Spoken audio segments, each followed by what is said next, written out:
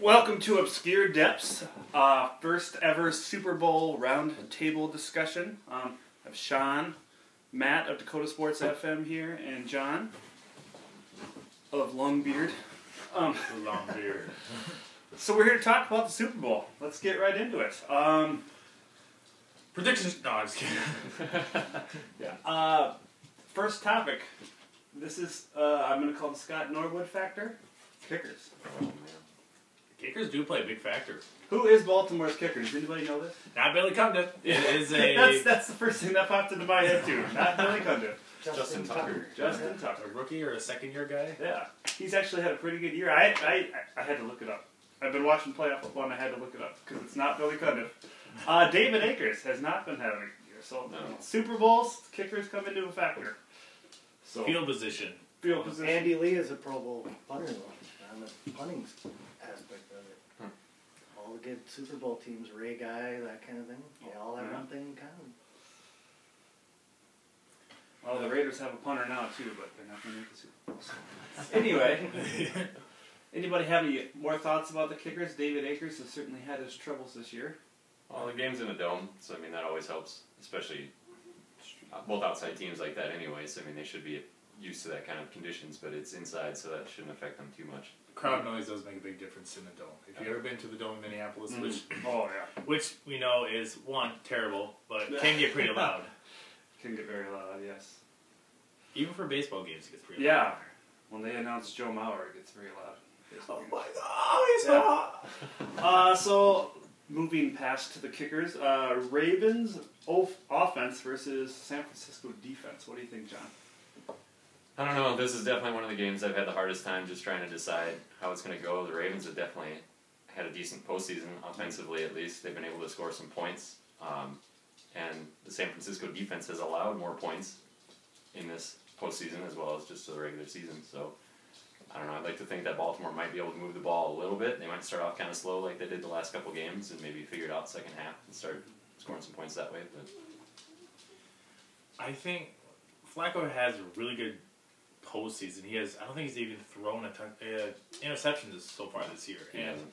And what the Ravens are doing right now, and we talked about it on one of our shows, on our Thursday show on the locker room, that Ravens have not yet to talk about re-signing Flacco to a long-term deal to get that Manning or Brady type numbers. Now, is Flacco an elite quarterback? We don't really know. No, I'll take him over Carson Palmer. I'll take him over Romo. Yeah. That's a different story for a different day. But Flacco, he has great numbers, and so far this whole season he has great numbers. With Troy Smith and Anquan Bolden on your outside and having a great running back like Ray Rice, it's been a really good season for him. He just, here you go. Or, here you go. Easy. It's been a good season for him. Postseason, again, been very good for him. We don't think that he's even thrown a pick so far this year, so there tells you right there he's going to be pretty good. But you look at the Niners defense, very good, very tough, very physical, especially in the front four, or actually the front seven can be very difficult to deal with. And even some of your safeties are very good too. So it's going to be a tough one. I think the line or the spread was like you said 3.5, 4. So it's going to be a tough game, but don't always go off of the I think he's spread. going to be on his back. I think his only hope is that he's going to have time enough to hand it off to Ray Rice, and that's about it. I think that Alvin Smith and Justin Smith are going to be after him. I don't think the deep ball is going to get set up at all. I really don't see it. Yeah, I kind of agree there. I think they're going to have to try to get Ray Rice going in the passing game. Those little dump off passes or those little screen passes, because they're going to have to keep Dixon and Pitta in just to keep an eye on Aldon Smith and Justin Smith, and somebody's going to have to keep their eye on Patrick Willis coming right up the middle too. So I think this is going to be a tough matchup. I have been impressed with Flacco's arm strength, especially in the playoffs. But he's not gonna have a lot of time. So I think what they get out of Ray Rice, and if they can get an early lead in this game, that's going to be key. Yeah. Yep. But it'll be interesting and certainly very tough for the Ravens. Moving on, San Francisco offense versus the Raven defense. Yeah, this could be an age thing, especially for the Ravens. Ray Lewis is their emotional leader, so hopefully, or I shouldn't say hopefully, maybe that will spark the Ravens defense to stop the Niners, but you don't know how long they can carry that out. Their defense isn't really young, per se. They are kind of, you look at Ed Reed, maybe not the fastest person, but does have great instincts on the ball. It knows where to be. Ray Lewis, he can give all the speeches you want, but can you catch up to these other players? And when the Niners run that triple option or option read, how smart are you going to be? It's so unknown at this point. Nobody's really stopped it. Yeah. And what Atlanta did stopped it a little bit, and they just beat him. Yeah, they forced him to the pocket, and then he beat him with his arm. Right. Yeah. So that's. Well, and I think Kaepernick having those rushing yards against Green Bay was the fact that he was playing Green Bay. He wasn't playing Atlanta. He wasn't playing the Ravens, obviously. So. Right. Do you have any more thoughts about the San Francisco offense? I don't. It's unknown. I can't wait to see how they do really against tough. the Ravens defense. Now think about next year. Are we going to start looking for quarterbacks that are more used to that option type play? Like like how we had the Wildcat in 07. Everyone's, we got to get a Wildcat, and where is that? Yeah, exactly. No one has it anymore.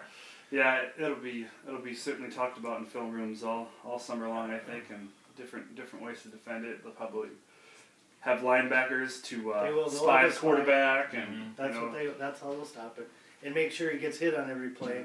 And I'm guessing guys like Kaepernick don't want to get hit on every play. You might see some DBs come in playing a lot more of like a linebacker type of somewhere between the safety. So you might see like a 4-4 type set, and your strong safety be your your linebacker as well. Then. Yeah, Urlacher was the safety in college, and Adam Marshalletta was a linebacker in college. He became a safety in the pros, that type of thing. So I think some of those guys, if they're athletic enough. Yeah, can you imagine Urlacher as a safety? That's crazy. He just seems so tall. But anyway, I think if you have an athletic, DB enough that's big enough, you could, Ronnie Lott was a safety, but he looked like a middle linebacker, I think you're going to hear something from Vernon Davis in this game. Yeah. He's been pretty quiet since Kaepernick's taken over. Crabtree's obviously been his man, but Ed Reed is going to be the factor probably in the defensive backfield, but he's got Vernon Davis and Michael Crabtree to keep an eye on. So that's going to maybe open things up for Frank Gore. And the greatest receiver that's ever played, if you saw that. Yeah, Lost. Moss has kind of come back. I don't know. What they did at the beginning of the year is pretty smart by the coaching staff. Is let's only play him 15 snaps per game. And let's get him in conditioned for the end of the year or get in the playoffs. But now he's playing like 30, 40 snaps now. So now he's more used to playing and stuff, and he's not beat up because he's like 35, 36. So it was a smart move, like playing just a few snaps here and there in the regular season. And when they got up to more of the postseason, then he started playing more. And he was like 3 TDs and a couple of receptions and stuff. But well, and I think kind of the same is true. Obviously, it's a different situation with Ray Lewis. He's old, but he had the injury and he missed a lot of time. So I think he's actually fresher. Pretty rested, yeah. Fresher than a lot of people think, and he's had these couple weeks off now too to get ready for the game. So that could be an interesting factor. He's a pretty quick linebacker side to side, like he should be if you're a middle linebacker. He's a Mr. Emotion, so it'll be interesting to see if he can. He's going to maybe have to reel that in a little bit and actually play the game, and it'll be interesting to see if something happens like Kaepernick pulls off a big run or something like that. I have a feeling that Ray Lewis is not going to catch up to these guys anymore. He doesn't have it. I've seen in a few of them, like they play against the Cowboys and Murray. I think Murray like stiff armed him and he doesn't look the same. Yeah, there's that motion there, but let's see it on the field. I want to see you actually do it on the field. I think he's leading all defenders with the most tackles right now. I was going to say, for a guy washed up, he's got the most tackles every. I also think if somebody, speaking of defenses here, if somebody scores a defensive touchdown in this game, that is going to be huge. I think, especially if it's early, unless a team is up by 20 and the other team scores a defensive touchdown, it's going to be huge. Like it always is in every game. It's usually a big moment, but if it happens like early or somebody jumps up 10 points in this game, I think they're going to be really in the control seat, with obviously Frank Gore and Ray Rice and behind the quarterbacks to hand off the ball. It's going to, if somebody can gain an early lead in this game, it could be over. I'm not saying somebody's going to get slaughtered, but it could be over. So we should go around the room real quick. We have a Broncos fan, Cowboys fan, Bears fan. Yeah. I'm a Raiders fan. Thank you for your sympathy. But no, everybody's like Cowboys fan. So right now you could have either one of these Super Bowl quarterbacks, Flacco or Kaepernick. Let's just say for 1 year. Let's not even think about age. But you can have one of these quarterbacks as your quarterback next year. Who do you want? Flacco. Flacco? Just for more of the pocket person. The Cowboys scheme is more of a pocket. Nah, obviously more of a pocket. Roma does run a lot, but does it help me? Your lineman's like, sorry, I grazed him. But yeah, I would choose Flacco. The height does help out, even though there's been a lot of talk about smaller quarterbacks. But I think the height does help out a lot if you know who you're looking at. Yeah. And he's getting better every year. He's not yet to that elite status. Like it took Eli forever to get to that elite status, and I finally, being a Cowboys fan, I can finally say Eli is at elite status. But there's some other things about Eli that I'm not gonna say on here that I don't like about Eli. Yeah, and I think let's not forget Flacco started day one, right? Yeah. I mean, he was a rookie starter, so that I think that maybe sometimes stunts their growth just a little bit.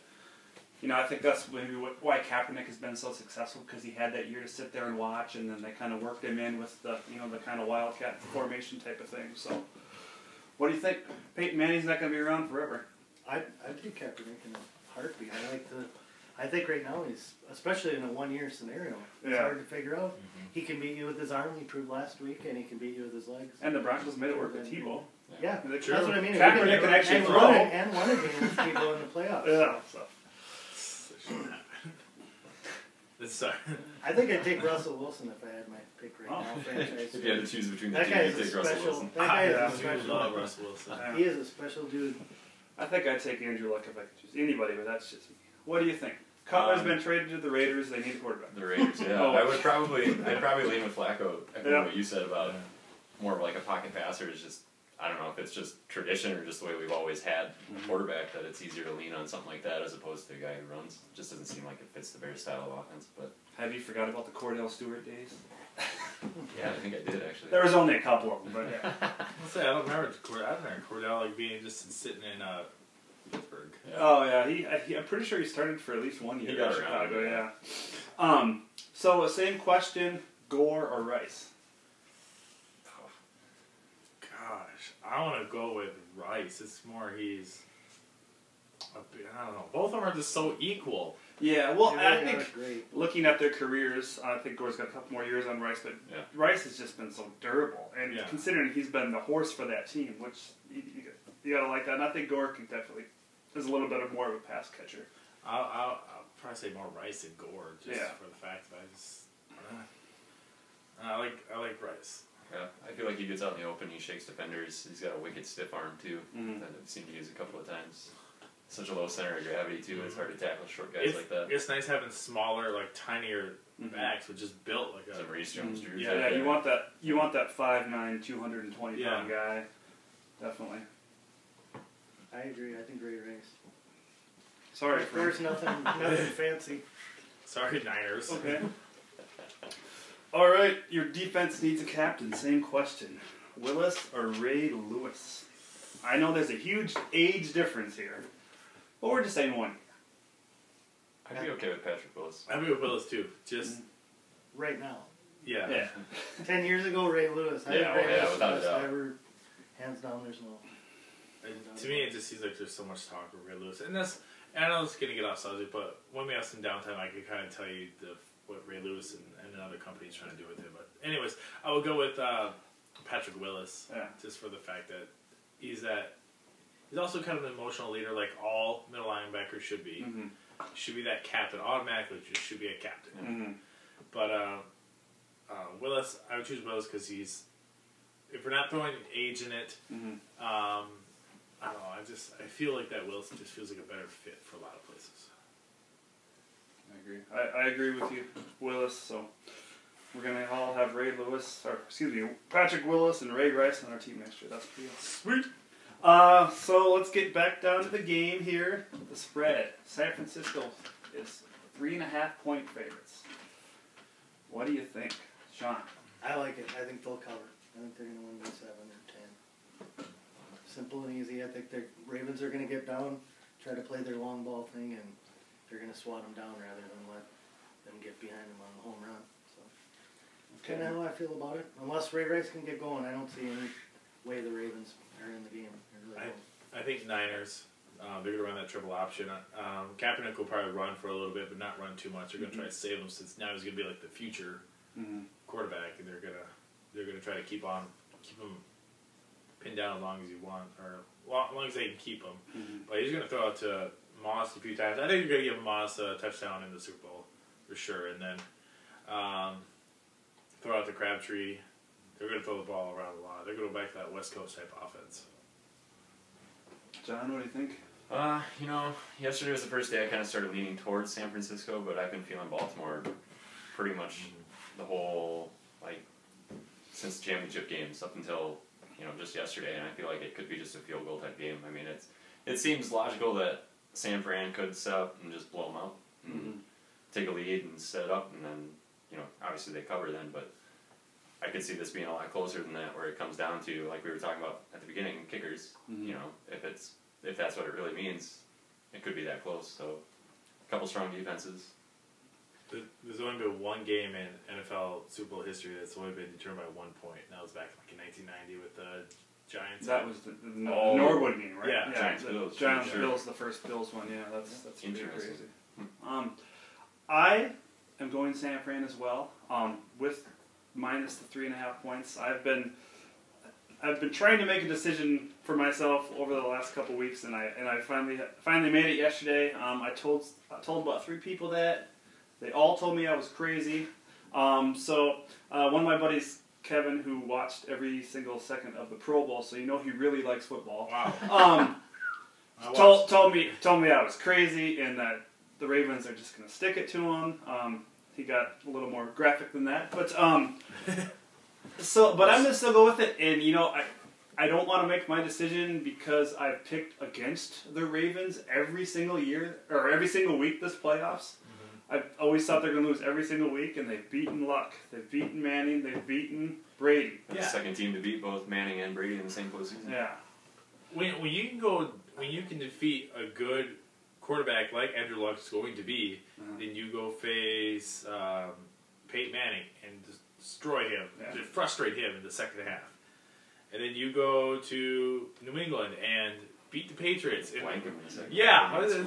It's weird how that happens. So you can defeat those 3 guys, you're going to have a good team. But I picked Ravens and Packers at the beginning of the year.